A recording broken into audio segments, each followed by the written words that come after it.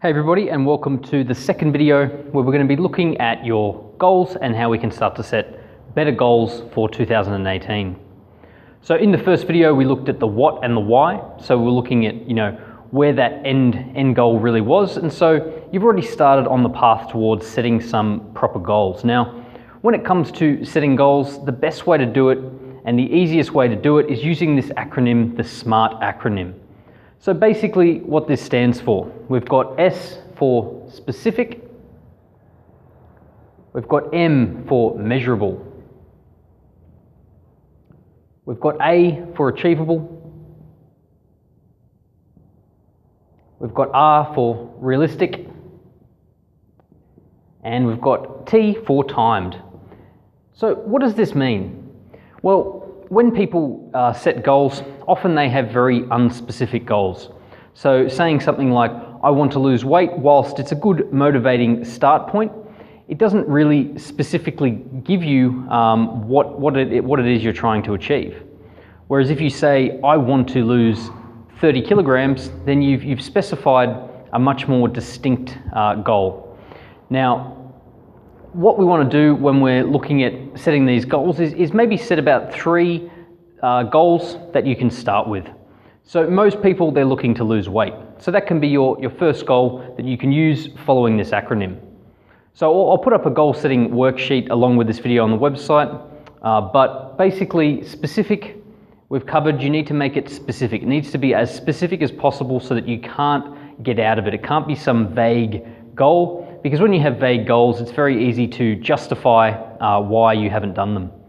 So the second one, it needs to be something measurable. So we can measure kilograms, we can measure body fat percentage, which is a better way to do it than kilograms. So you may say, well, I'm currently 30% body fat. My goal is to get to 20% body fat. So that's the start of the goal. Now, is that achievable and realistic? Well, achievable, realistic, and timed kind of all play into each other. Because if it's achievable and realistic, it's got to be done within a certain time frame, but it has to be achievable and realistic for you.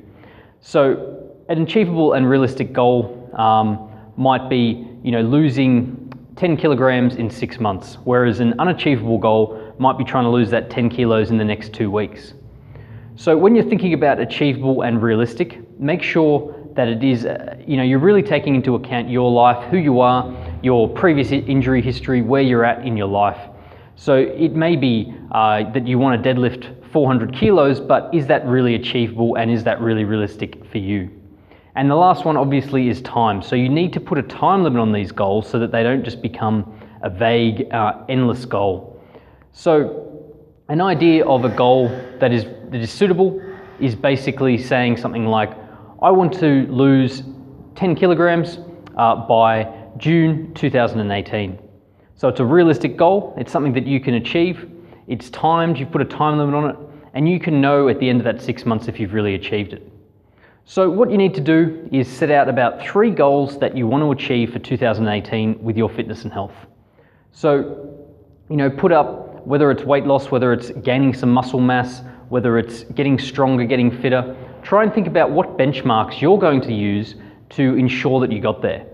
Now, if you want some help with your goals, simply send through the ones that you have, and I can see if they kind of fit this formula. Now, this is just a starting point. This isn't to say that these goals are the only thing you're going to be worried about, but having a bit of a benchmark along the way to know where you're heading is a good idea, because it helps set that foundation so that you're starting off on the right foot. You know where you want to be. We've looked in video 1 about your what and why, and now you can start to put that into a tangible number, a tangible measure, so that you're going to know when you're on the right path. So stay tuned. Day 3, we're going to be looking at how we can further put this into practice, and we're going to be looking at barriers and how you can overcome any barriers that you may face.